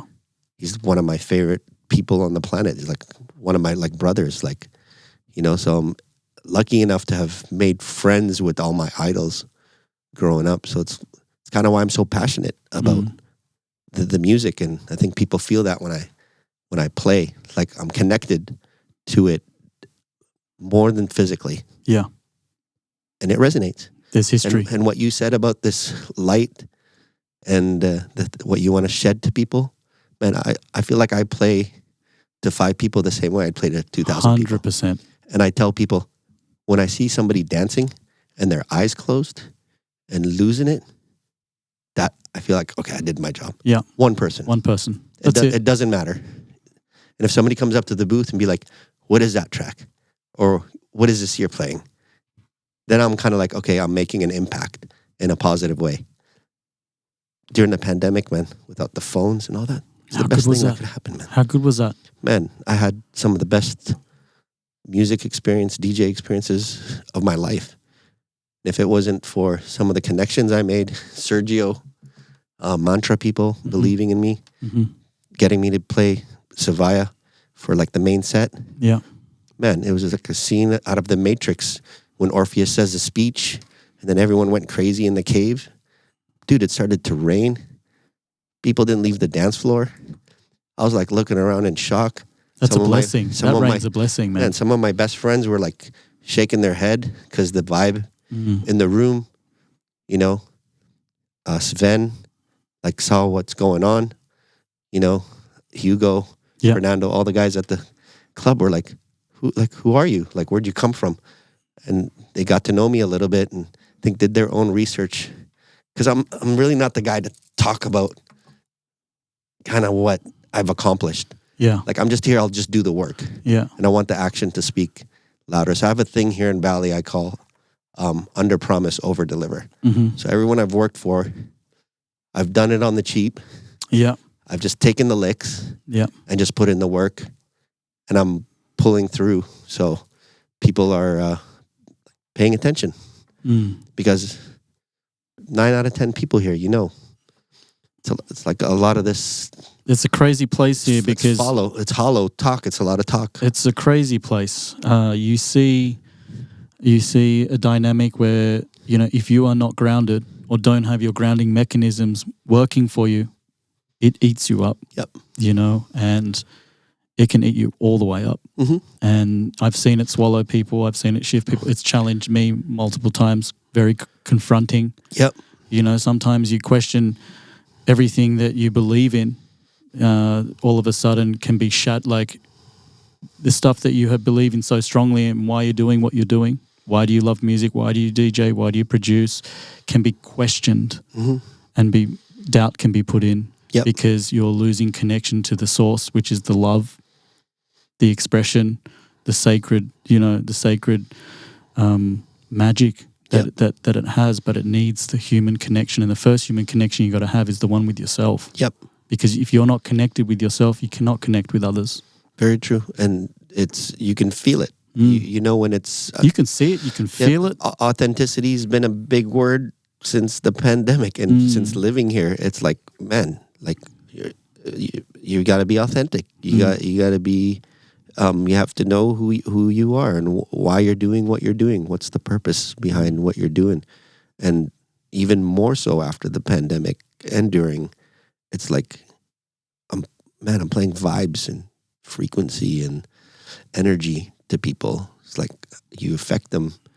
And I've been affected negatively with a lot of the DJs in this island. I've had to leave parties, man. I've had to like cleanse and just like, man, it's just like some dark, but it just wasn't for me. Yeah. I didn't get it. Like I'm seeing people, nothing against the whole ecstatic dance thing, but I'm like, I'm a dancer. I'm like been in the culture, like I'm into it in a spiritual level, and each to their own. But I was just like confused. I'm like, there's no soul in this. Like it just sounds like computer sounds. I'm like, I'm out. I gotta live and let live. Like I'm good, but it's just like some stuff just doesn't resonate with me. And I think the most important thing is if something's not resonating with you, you got to leave. Yeah. The longer you succumb to something that doesn't resonate with you, the longer you're not living in your truth. Yeah. And right? I don't want to be the guy at the party complaining. Yeah. It's like, just leave, man. Just leave. Just like, I don't want to badmouth of the vibe or the energy. Like I'm learning this, like still at my age, I'm still learning a lot of things and just how to stay calm and just be like, hey, it's just not my cup of tea. Be like, why, Rob? Like, what's going on? I'm like, how do I can't explain it to you. If you don't get it, you don't get it. Like if you know, you know.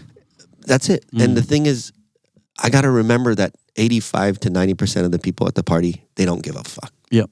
It's like telling a sommelier and somebody who's just like, I just want the house red, man. Like, I don't care. I'm just out to just have the house red.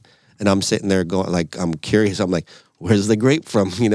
Which country is it from? Like, how is it made? Like, how is it fermented? Like, I'm like more You're the curious. Story guy. I'm more curious about the depth and the meaning of something. So I can't be judging other people, and that's a hard thing for me. It's like I try to explain it. It's like I'm not judging. I'm just like reporting. Like I'm just giving you what I see, and I gotta vent it. Or if it bottles up, it like turns into a cancer or disease. So some things I just gotta like let out. Yeah, you got to keep in flow with that. It's really interesting to know, like, because you know the story and the history is such a sacred thing and so important. Yeah, right.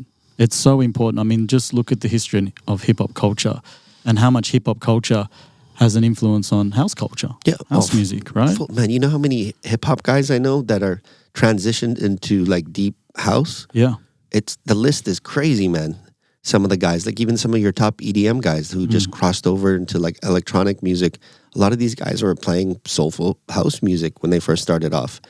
And that's why I don't even dog the EDM world. I kind of like look at it as a big net that was thrown over a huge population of people.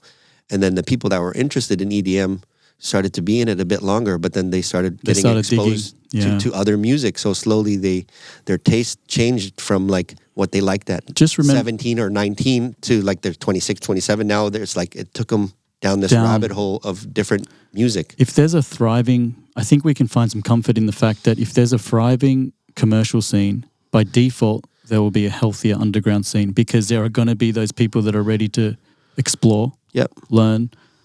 And it's a filtration system. It is 1,000%, and not everyone's gonna want to get it. Yeah, and that's okay.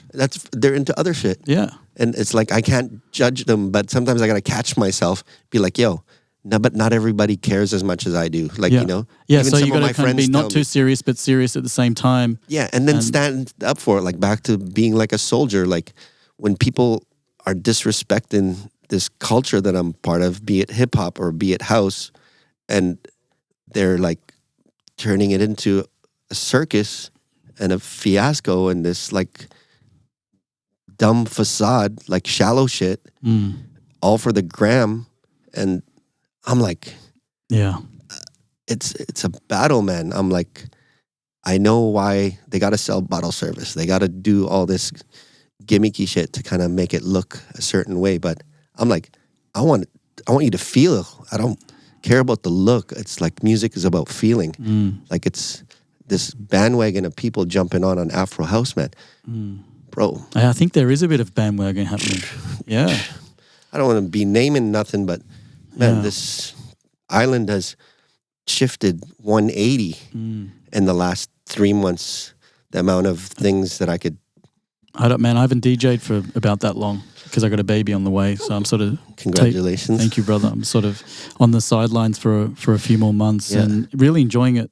You know, really enjoying it. And full focused on having these conversations and connecting. You know, this is my chance to have this kind of human connection with you, man, because I'm not out in the scene at the moment. I'm full transparency, man, without trying to dog anybody or disrespect anybody, but anybody that's out there that's doing music, not only here in Bali and other places, man, just get to know a little bit of the history, a little bit of the culture, what people stand for.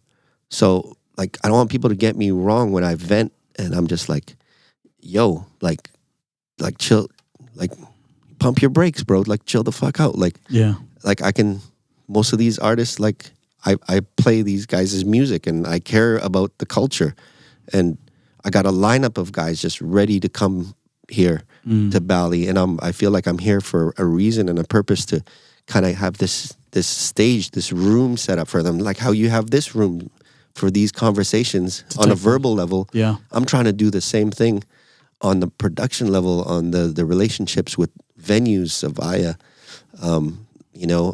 Librisa, Morabito, Shady Pig. Like I had a great conversation with Ado yesterday about, I got people coming here with records and vinyl. Yeah. But not only on the house side, like the branch of hip hop that I have, just to give you an idea, you're saying like, what are some of the people that have influenced you? I got an amazing story about Snoop Dogg and his whole camp. Mm-hmm. So he has a Mary Jane. It's like a weed company out of America. And then as soon as Canada went legal, his team came up to Canada looking for pioneers, promoters, venues to work with and sponsor. So they ended up researching myself and my partner G-Man and my club, and the manager and some of the crew came up and they're like, hey, we've heard that you guys are a big part of the hip hop culture. And, Snoop's got this weed line and, he's here. It's about to go legal in Canada and we want to work with you guys and we want to support you guys in what you're doing. And, we have, ways of helping you out. So we're like, amazing. Like we're flattered. Like they're like, we'll get Snoop to come and do a DJ set at your club. We'll help you out with certain things you want to do in the building and in the club. And they helped us bring Cypress Hill and sponsored that. Like when the day weed went legal in Canada, the street that I'm on in Chinatown used to be this famous neon street, like back in the 70s. Sick. With all the top, Cheech and Chong, like all these amazing musicians, soul singers, Patti LaBelle, like all these like artists, Nia Simone, like all would come and play in these underground like clubs in Chinatown. Mm-hmm. And it used to be all neon signs. So we had a dream about the building we had to finally get a dope, like big dragon neon sign. So we held this competition of all these artists to submit. Yeah, like hold the mic up a bit. Yeah, to submit drawings of neon signs. And then when we chose one, we paid the artist. And then Snoop's band helped us subsidize this. And this all happened while I was here in Bali. Wow. So I wasn't even there to see the neon sign go up. But because of my lineage and history of hip-hop culture and what I did in the community, was recognized with an icon. It's like these guys... A survivor. Like they cared. Not just an icon, a survivor. Yeah, and they cared about the culture, the history, and preserving that. Dude, Vancouver, Canada, hip hop. Like, how does that even Where's the it was connection? like the seed, but there was a group of us, like the Rascals from Vancouver, Swollen Members. They had a band called Show and Tell. I was their backup dancer. Mm-hmm. Me and my buddy Jose, my buddy Flip Out was part of the band. We went to California, like performing. I was like their backup dancer. Like that's another whole story of a group that I was a part of. But these guys were legendary, like hip hop groups to come out of Vancouver. Then slowly the East Coast, West Coast, there was a connection in Canada, and there's a huge, like, majority of the DJs I booked were all from Toronto, Montreal. Like, it was hard to book DJs from the States because all the stuff you had to go through. Immigration, working papers, flights, hotel, US dollar. It's like, it was like $1.40 to $1. So it's like add another 40% to a ticket price to be able to pay a DJ. So you guys kind like of co-evolved, like man, parallel, right? The hip hop my connection BC with the East Coast DJs is so deep that just recently it flourished into something really cool and a connection. I don't know if you're familiar with the comedian, probably the most world famous comedian, Russell Peters. Mm-hmm. Russell Peters is one of the greatest comedians worldwide, successful comedians in the world. Like, he's like selling out stadiums and all over the world. I'm trying to think what he looks like. Let me look him up while you keep talking. Well, he's a lover of hip hop, right? And he's a lover of DJing. And one of his best friends is this guy named Starting From Scratch. Starting From Scratch, Starting From Scratch is a DJ that I booked to play in Vancouver many times. We created a great bond and a great relationship.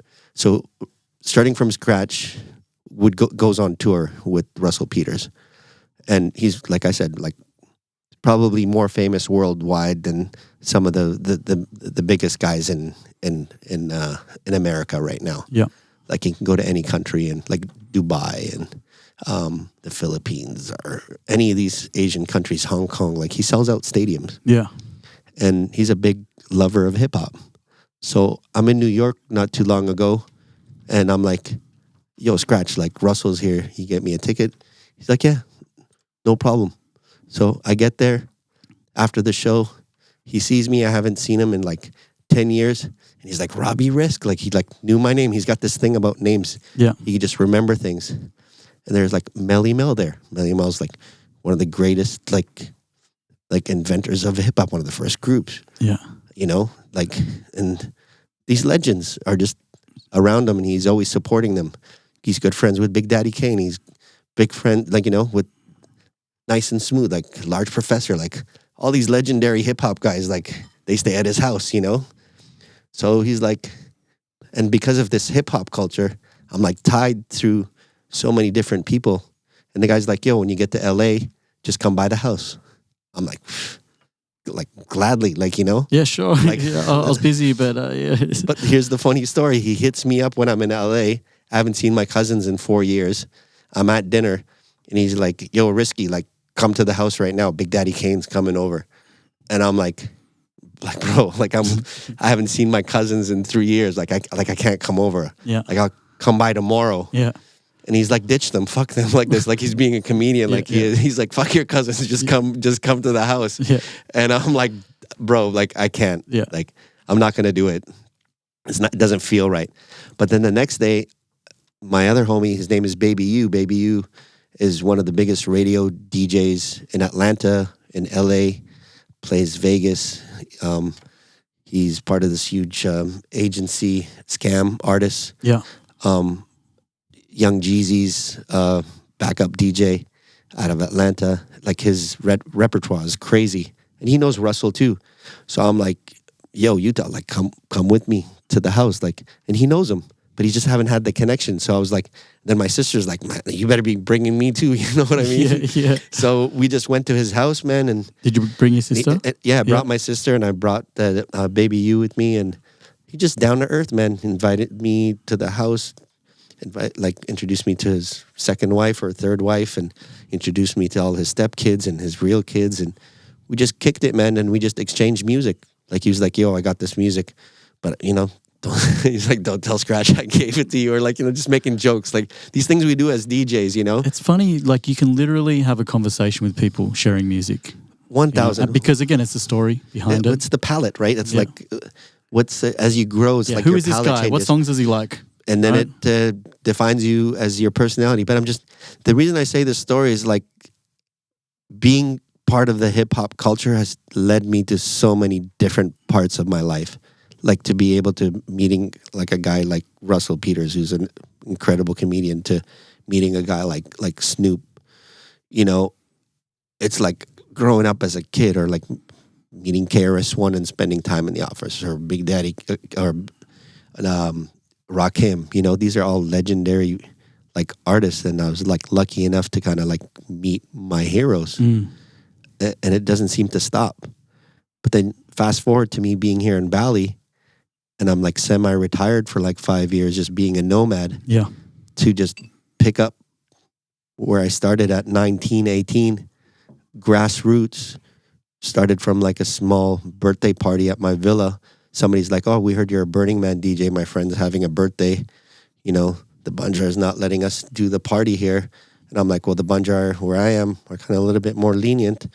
They're saying, 15 people, 20 people.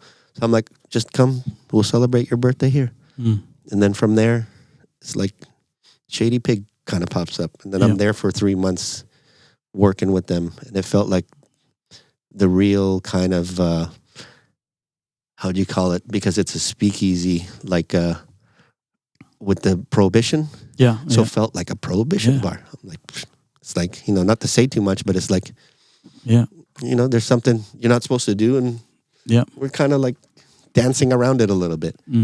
So I kind of just went back to grassroots. What would you say, talking about meeting your icons and stuff and idols, what would you say is one piece of wisdom that you would like to share as advice to DJs and producers out there? Yeah. What is one thing that you can sort of impart with that has helped you? Knowing the history of stuff is important. Digging a little bit, finding out who did it before you, showing a little bit of respect to your elders, to the people who built the foundation to the platform you're on right now, from DJs, MCs, B-boys, graffiti artists, any art form, anything, food, whatever it is. There's somebody that's paved the way for you to have the opportunity to do what you're doing. There's a lot of people to thank, and recognizing who they are and who they influenced you. And it's actually a fun experience too, to dig, to learn.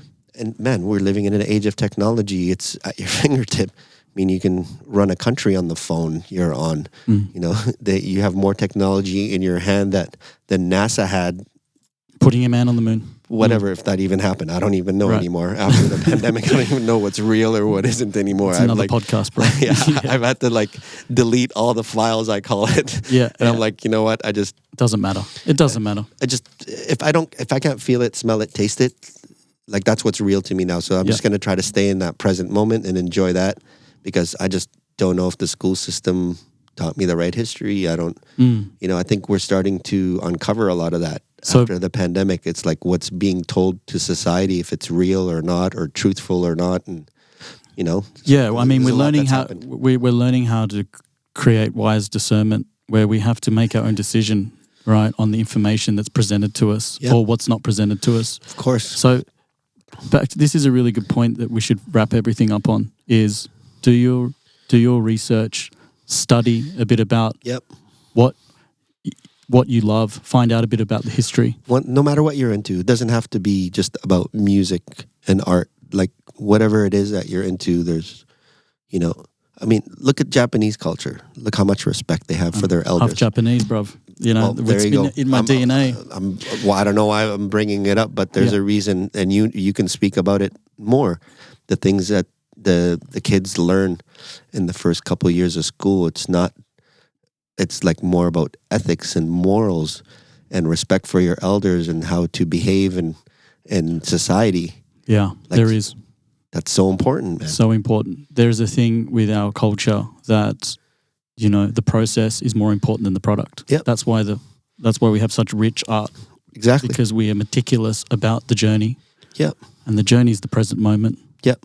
And that's a beautiful way to kind of explain what you just asked me. Like, that's one culture that's been doing it for centuries. It's such a small country. It had such a strong impact on the world.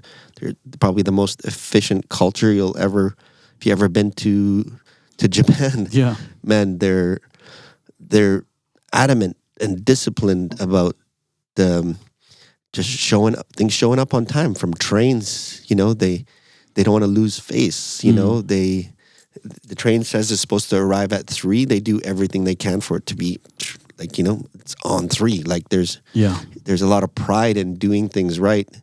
And that's another culture I explained that they've been exposed and influenced by American culture, and they take whatever art form from cooking, like a Jamaican jerk chicken, scotch, bars, records, music, DJing. They take it and they make it better, and not until it's perfect do they present it. There's no half-assing shit in Japan. It's like you get called out. Yeah. And that's another thing. That's an example of the history that you're talking about. They study it. 1000. That's another beautiful thing about hip-hop. On the West Coast, they let everyone slide. Like if a DJ is playing shit and making mistakes or not knowing how to mix or rap, and there's this kind of like leniency on the West Coast, then I was like, no, man, you got to call this shit out. Like this person should go home and practice more and don't be disrespecting the art. Man, I heard stories of people in the East Coast in Toronto, and a lot of people in Toronto that are OGs will even tell you they get booed off the stage, man. They get like full on Apollo Theater, like booed off. The guy comes out and like with a cane, like grabs him off the stage, and people are just like humiliating them because it's like, yo, do the work. Yeah, do the work. Don't just. There's other people that are doing the work that deserve this stage time. Than you coming here pretending half-assing it and not learning the craft the way it should be presented. Yeah, I think don't dilute it. You know, this is not. It's not amateur hour in a sense. Like there's a stage for that, but it's like if you're fucking up, like, you know. But if somebody feels you're authentic and they know you're trying your best, there's this. You give a chance. Like even in a b-boy circle, if an amateur guy comes out and he's trying, it's like the guys aren't gonna like be like, yo, get out of the circle. Yeah. At some point, like, yo, you had the balls to go in. Like there's certain stages. There's you're little like, sink and swim moments that allows you to get the reality check that grounds you. And the nervousness is like, it takes a lot, man, to be able to perform in front of a lot of people. Like you're hanging, you're vulnerable. Everyone's watching you. It's like, is he going to play a good set? Is he going to fuck up the mix? Is he going to fuck up the scratch, you know? How do you take risks? Yeah. How do you perform under pressure? How do you perform when your heroes are around you, you know? Like, when I was with Rich at Miami, it was a party called Jumpin' Funk. It's like he's been doing it for 20 years as a tribute to Afrobeat music and Afro music. Man, he got me playing that party. I got guys like Dennis Ferreira, Ron Trent, heavyweights, man. Like these guys like invented shit. Have been doing this for 20 years. And then Rich is like, "You ready?" I'm like, "Okay." He just threw me in the mix, man. All vinyl. There's no CDJs. Like I'm playing their music. I know they're in the room. Like I'm paying respect to them. Like I'm playing their tracks there. So intuitively, he just knew when to push me. Yeah. And we all need those people in our lives. And I did it here. Like I'll name the name JP. JP was an opening DJ at the Halloween party I did at Morabito. Yeah. He worked his ass off helping me produce and make cool flyer images and little stories for the party. And nobody believed in him. And JP will tell you the story. I had a main set and I just said, JP, I can give you 45 minutes of my set. Just jump on. Yeah. He's like, really? I'm like, yeah, dude, just. He would have loved that. He did. Yeah. I mean, you know JP. Yeah, yeah. And to this day, he goes, Rob, I tell people, that was you it. inspire me. Like, and I keep pushing him to this day. And I'm like proud of the DJ he's become, you know? Yeah. I think pushing people requires people to get an idea of where the standard is at that you're pushing them towards, right? Yep. And equipping them to be able to, you know, not drown, but also get that nervousness. Yeah. I'm like, it's healthy. It's healthy. I'm like, I'm glad you're nervous. I'm glad you're scared. The book, Thinking Body, Dancing Mind, it talks about fear. They don't, in Taoism, they don't look at fear as negative. So what happens when you walk into a room and all the lights go out? You start moving slower and all your senses become heightened, it said, and you're more aware. So you move, it's like you don't stop, but you're still moving, but it's like all your senses are heightened, they say. So there's a knowledge in this fear, it explains in the book. So fear isn't always a bad thing in Taoism, I guess. I think let's wrap it up there, man. Fear is... We could keep going, brother. But yeah, I mean, I'm a storyteller. I can go on forever. Any of my friends that will tell you. But yeah, it's a real honor and privilege to be here. And I think I do want to wrap it up kind of in a way of thanking Mother Bali. I had a phrase the other day. I said, we're calling it like the island of the gods, but I feel like it's sometimes the island of the goddesses. Like there's this really strong feminine, and the Balinese people that embraced all our expats during COVID and made us feel at home and safe. Like I'm really indebted to this island and its people and all the friendships I made, all the people I worked with. It's emotional, man. It is. I feel it. So, yeah, and thanks all the friendships I made here. Like, it's changed me. Thank you so much, man, for being on the show. God bless. Yes, God bless. Wow.